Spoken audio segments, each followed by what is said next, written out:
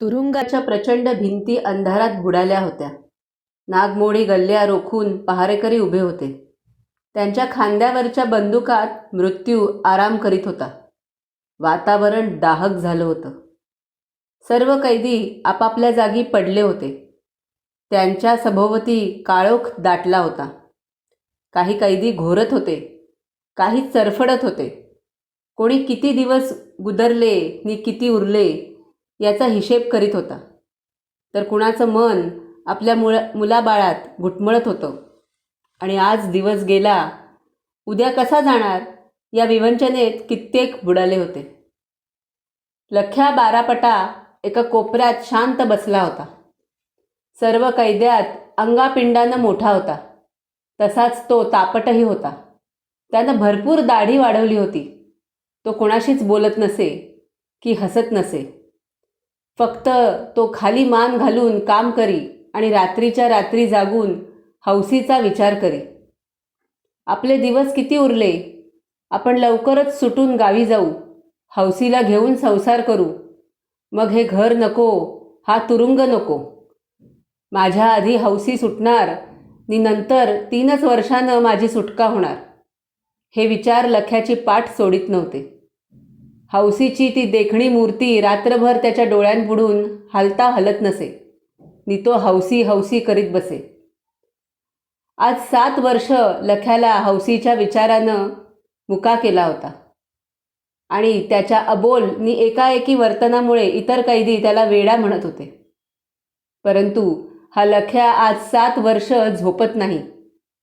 याचा आत्मा हौसीच्या नावाने आक्रोश करत आहे.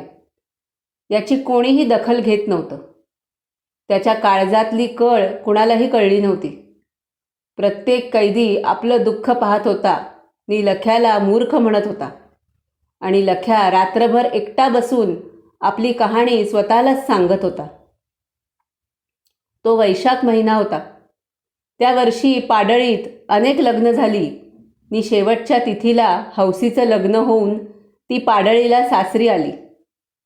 तेव्हा गावातील कित्येक माणसं हळहळली, म्हणाली, देवाला डोळं नाही, ह्यो जग्या जगदाळे म्हणजे मेंढरावाणी माणूस, नि देवानं ह्या मेंढराच्या गळ्यात हे माणिक का म्हणून बांधलं. खरंच हौसी माणिक होती. हौसी हे नाव तिच्या देहाला शोभत होतं. उभ्या पाडळी गावात ती देखणी म्हणून ओळखली जात होती.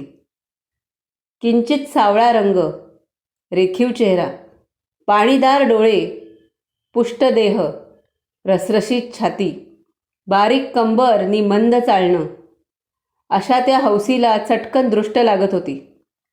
ती मान खाली घालून चालत होती, मोजकच बोलत होती. एखादे वेळी आयाबायांनी हाक मारली तर थांबून हळूच मान वर करून ती गालात हसे नि पुन्हा मान खाली घालून चालू लागे. नि त्यामुळेच ती अधिक मोहक वाटे. तिची तरल नजर भुईत धरून वावरत होती. एखादा पुरुष समोरून आला की हौसी अंग मारून बाजूला उभी राहत होती नि त्यामुळे सारा गाव हौसीचं कौतुक करत होता. हौसीचं हसणं, बोलणं, चालणं, वागणं सर्वच गावात आगळं होतं. परंतु जग्या जगदाळेला हौसीबद्दल काहीच वाटत नव्हतं. तो रोज तंबाखूचा बकाणा दाढेला करून गावात हिंडत होता. बोलण्यासाठी तोंड उघडताच त्याची लाळ गळत होती. रंग गडद काळा, 2 दात पुढं धावत होते. नाक बसकं नि घोगरा आवाज यामुळे जग्या भयंकर विद्रूप दिसत होता. तो हसला की लहान पोरं घाबरत. तो दिसला की एकूण एक कुत्रं उठून भुंकू लागे. हौसी नि जग्या यांच्यातील भयंकर विसंगती लोकांना पसंत नव्हती. जग्याचं अस्तित्व म्हणजे पाडळी गावाला एक कलंक मानला जात होता. तो पाडळी गाव पहिलवानांची पाडळी या नावानं प्रसिद्ध होता. घरोघर पहिलवान निपजत. आज अनेक पहिलवान पाडळीचं नाव गाजवत होते. तशाच स्त्रियाही तिथं सुदृढ नि गुणी होत्या. पहिला कोंबडा आवरवला की बाया जात्याचे खुंटे ठोकीत, दळणं घालून गीत गात आणि त्याच वेळी तालमीत पहिलवान जमत. खडाखड शड्डू वाजवत नी गाव दणकू लागे. वातावरण धुंद होई.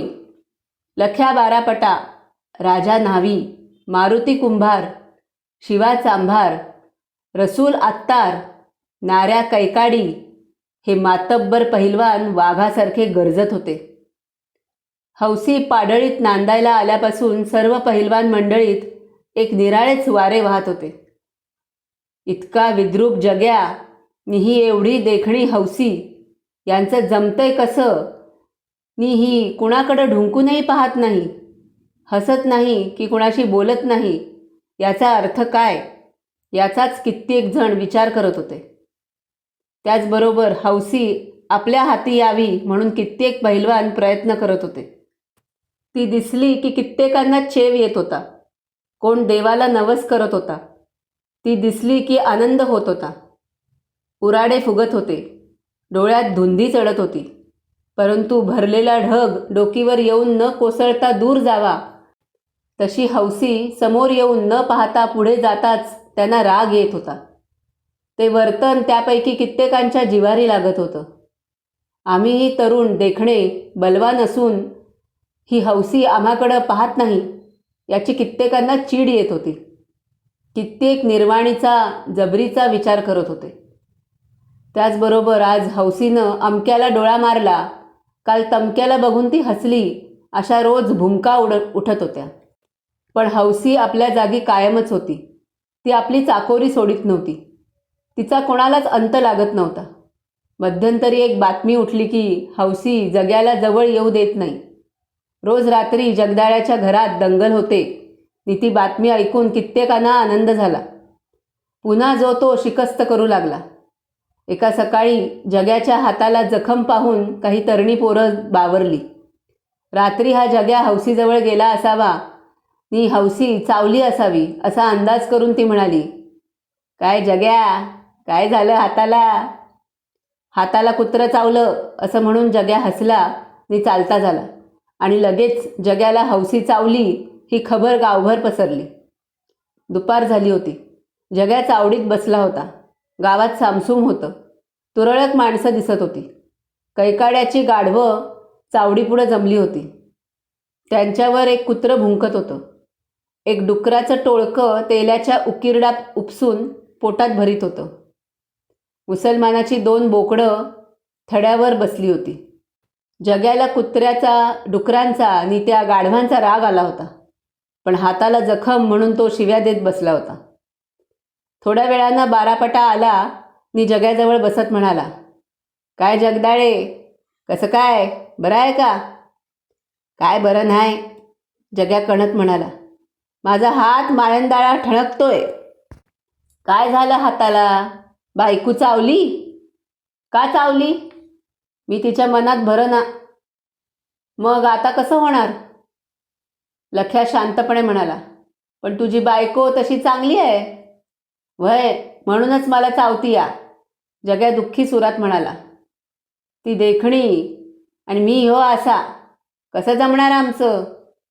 जग्या रडकुंडी येऊन खरं खरं बोलला नि लख्या उठून नदीवर गेला. कापडं काढून त्यानं डोहात उडी टाकली. बुडाला आणि पुन्हा बाहेर आला.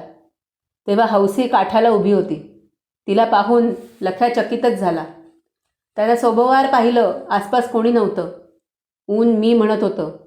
नदीच्या दुतर्फा घनदाट शेवऱ्यांनी गर्दी केली होती आणि त्या एकांतात ती देखणी हौसी एकटीच उभी होती. ती घागर भरून त्याच्याकडे चोरून पाहत होती. हौसीला पाहून लख्या विचारमग्न झाला. त्याच्या मनानं उचल खाल्ली. ही अशी का उभी आहे? हिला जरा उचलून बाजूला नेली, चेलमडली, घोलमडली तर काय होईल? या विचारानं त्याचं डोकं बधीर झालं. तो निर्भान झाला. त्याचं काळीज धडधडू लागलं. मन हौसीकडे झेपावू लागलं. काही हो, मांजरानं उंदीर पळवावं तशी आज हौसी पळवायची असा बेत करून तो गर्कन हौसीकडे फिरला आणि नाजूक स्वरात हौसी म्हणाली, भाऊजी, वाईच उचलू लागाया. असा लख्या धावला. तिच्याजवळ गेला आणि तिच्या हसऱ्या डोळ्यात नजर रोखून पाहत म्हणाला, काय हुकूम आहे सरकार? एवढी घागर डोकीवर द्या. त्यानं चटकन घागर तिच्या डोकीवर ठेवली आणि म्हणाला, वहिनी, एक गोष्ट बोलू?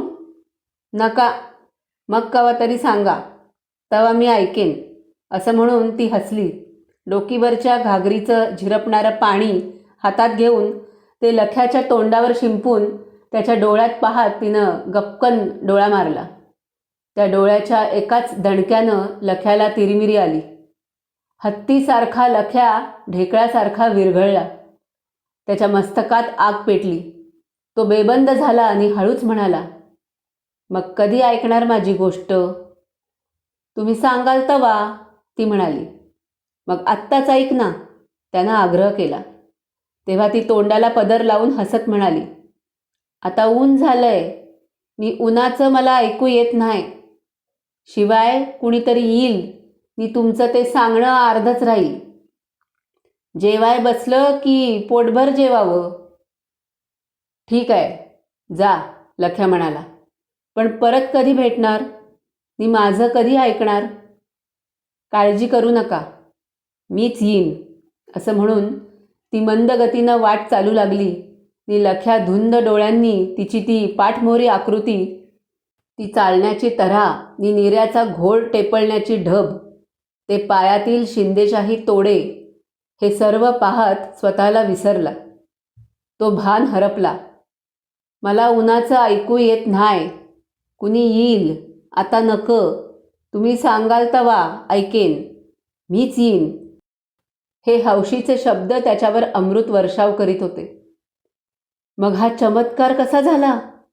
हौसी नदीवर आली, तिनं हाक मारली, मग डोळा मारला, स्वतःच येण्याचं वचन देऊन गेली. याचा अर्थ काय? खरंच आपलं नशीब सिकंदर आहे. लख्याचा आनंद गगनात मावेनासा झाला. त्याला हौसीचं वेड लागलं होतं. ते आता अधिक वाढलं. तो हर्षभरीत होऊन गावात आला. पण त्या दिवसापासून हौसी दिसतच नव्हती. त्यामुळे लख्याचा जीव वाटाहुटा झाला होता. तो रोज दिवस मोजत होता. नदीवर भेटून आज 8 दिवस झाले होते. त्यानंतर ती दिसली नाही. तिनं असं का केलं? कबूल केल्याप्रमाणे ती आली का नाही? या विचारानं तो पागल झाला होता. त्यानं पेठेनं फिरून, दुकानात बसून, जगदाळ्याच्या आळीला चक्रा मारून हौसीला पाहण्याची खटपट केली. पण व्यर्थ. हौसी दिसली नाही. मग तो निराश झाला. ऐकन की, तुम्ही सांगाल तवा, आता नक, उन्हाचं मला ऐकू येत नाही, कुणीतरी येईल, हे हौसीचे शब्द पुन्हा पुन्हा आठवीत लख्यात तासन तास बसत होता. मग चिडत होता, कढत होता. अंधार मी म्हणत होता. आकाशात ढगांनी गर्दी केली होती. चांदण्या ढगात बुडाल्या होत्या. अंधार वाढत होता. गावात सर्वत्र सामसूम झाली होती. गावदरीला लख्याचा मळा होता. मळ्यात एक कौलारू घर होतं. त्या घरापुढं अंगणात लख्या पडला होता. त्याला झोप लागत नव्हती. हौसीनं फसवलं. ती त्या दिवशी भेटली नसती, बोलली नसती तर बरं झालं असतं. तिनं गोड बोलून गळा कापला. जात बायकाची, बेईमान, असं आकाशाला सांगत होता. एखाद्या माणसाशी बोलावं तसा तो बोलत होता. त्याचे शब्द त्या शांत रात्री घुमत होते. कुणी ऐकेल याचं त्याला भानच नव्हतं. तो आज कित्येक दिवस भान हरवून बसला होता. ती भेटली नसती तर असं चरफडण्याची पाळी आपल्यावर आलीच नसती. आपण निर्धास्त असतो. ही हुरहुरीची आग भयंकर आहे. ही आग आपल्या काळजात कधीच लागली नसती. ही दारुण स्थिती आली नसती. लख्या विचाराच्या महापुरात वाहत होता. त्याला किनारा नव्हता. तो बाहेर पडण्याचा मार्ग नव्हता. इतक्यात छनकन जोडवं वाजलं. तसा लख्या बावरला. चटकन उठून त्यानं सभोवती पाहिलं. कानोसा घेतला. भास झाला असं म्हणून तो पुन्हा खाली पडला आणि हौसी येऊन उशाला उभी राहिली. त्या एकांतात, त्या अंधारात ती देखणी तरणी हौसी त्याच्यापुढं उभी राहताच त्याच्या मस्तकात काहूर उठलं. डोळे धुंद झाले. हृदयात उलथापालथ झाली नि हौसी म्हणाली, आता सांगा, रात्रभर बोला, मी आलीये. कसलीच कसर राखू नका. लख्या ऐकतच राहिला. मग तो चटकन उठला. त्यानं हौसीला पोटाशी धरली, कवटाळली नि उचलली.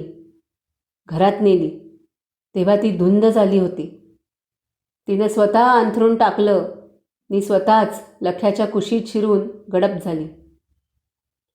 ती लख्याचं म्हणणं ऐकायला आलेली हौसी स्वतःच त्याच्या कानात बोलू लागली. बारापटा, आता रात तुमची हाय. लई लई बोला. मी ऐकाय पायीच आलीये. हायगय करू नका. पण लख्या बोलत नव्हता नि हौसी ऐकत नव्हती. ज्या सुखासाठी ती आसुसली होती ते तिला मिळालं होतं आणि कित्येक दिवस चरफडणारा लख्याचा आत्मा शांत झाला होता. तो शांत होऊन हौसीवर सुखाचा वर्षाव करत होता. पलकं, घटका नि रात्र सर्व काही हर्षभरीत झालं होतं. प्रीतीच्या रंगात रंगून गुंग झालं होतं. पहाट झाली. पूर्वेला नवा रंग उमटला. अंधार हटला नि प्रकाश पुढं येऊ लागला. तशी हौसी उठली आणि गावात गेली. परंतु तिचं मन एका सुखाला लाचवलं होतं, चटावलं होतं. त्यासाठी ते झुरत होतं.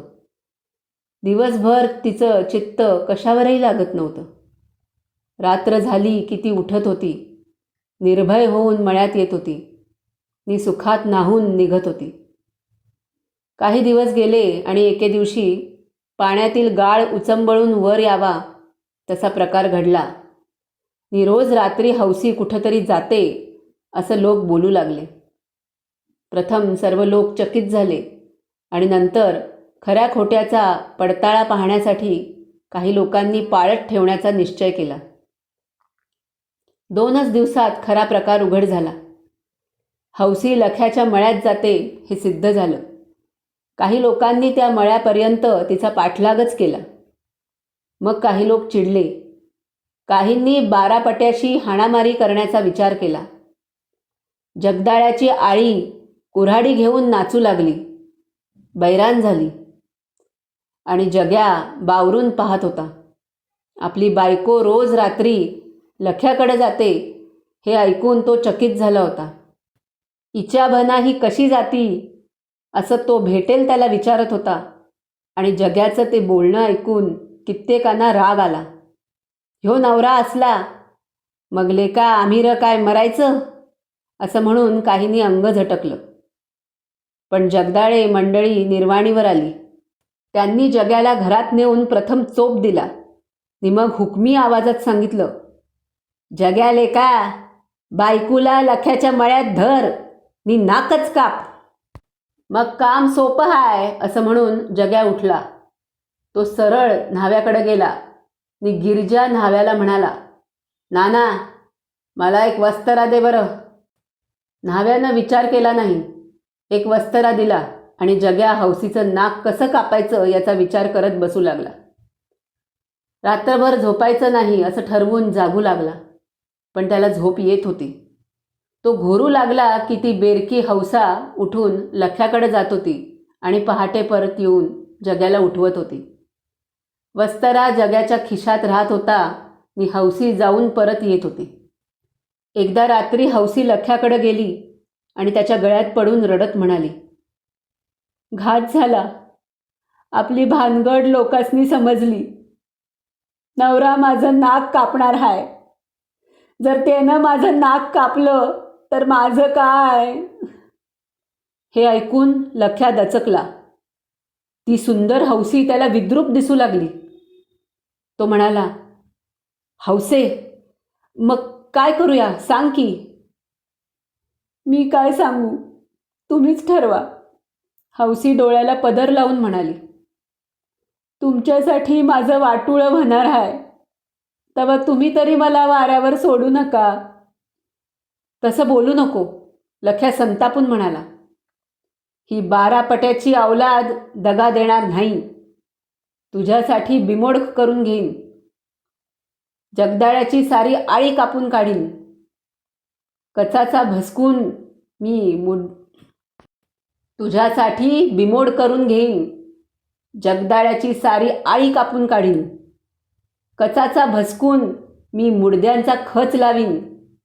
तू घाबरू नक. हे ऐकून हौसीला बरं वाटलं. ती क्षणात पूर्ववत टवटवीत होऊन हसली आणि त्याला बिलगली. लख्या तिला हृदयाशी धरीत तिचे विपुल केस कुरवाळीत म्हणाला, पुढं काय करायचं? असं किती दिवस जाणार? मला वाटतं हे दिवसही जातील. मी जाणार नाही, हौसी चटकन म्हणाली.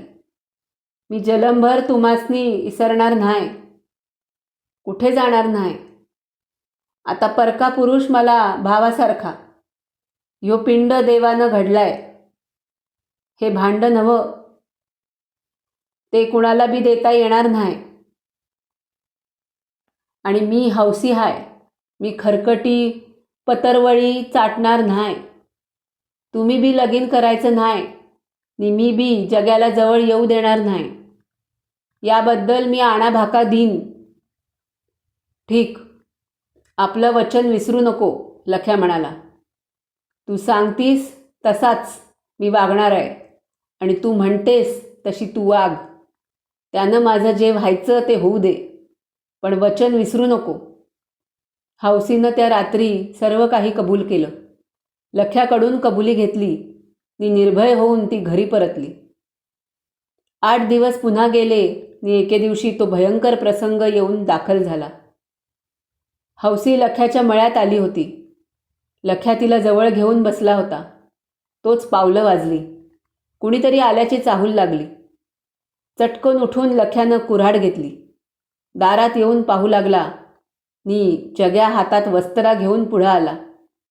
हौसीला पाहून त्यानं दात ओठ चावले नि झेप घेतली आणि लख्यानं कुऱ्हाडीचा दणका दिला. एकाच दणक्यात जग्या कोसळला. मग संतापाने वेडावलेला लख्यानं पुन्हा 4 घाव घालून जग्याची खांडोळी केली. नंतर ती जमा करून गवताच्या गंजीत घालून तिला आग लावली. हौसी घरी पोचली. सकाळी जगदाळे जमले. त्यांनी फौजदाराकडे वर्दी दिली. जग्याचा खून झाला असं गाव बोलू लागला. पोलीस पार्टी आली. तपास झाला. गंजीत अर्धवट जळालेलं जग्याचं प्रेत सापडलं. लख्याला अटक झाली नि हौसीनं कबुली दिली. खटला कोर्टात गेला. लख्याला 10 वर्षांची शिक्षा झाली आणि नवऱ्याच्या खुनाला कारणीभूत झाली म्हणून हौसा 7 वर्षे तुरुंगात गेली. आज आपणाला 7 वर्ष झाली. हौसी सुटली असेल किंवा ह्या महिन्यात सुटेल असं म्हणून लख्यानं जांभई दिली. गजातून पूर्वेला पाहिलं. दिशा उजळल्या होत्या. नवा प्रकाश भूतलावर येत होता. दक्षिणेची ती रुपेरी किनार तेजोमय दिसत होती. करड्या रंगाचा एक ढग पोलादाचा रंग धारण करत होता. पाखरं कुठंतरी दूर बोलत होती. भराऱ्या मारीत होती. 5ची घंटा वाजली. कैदी जागे झाले.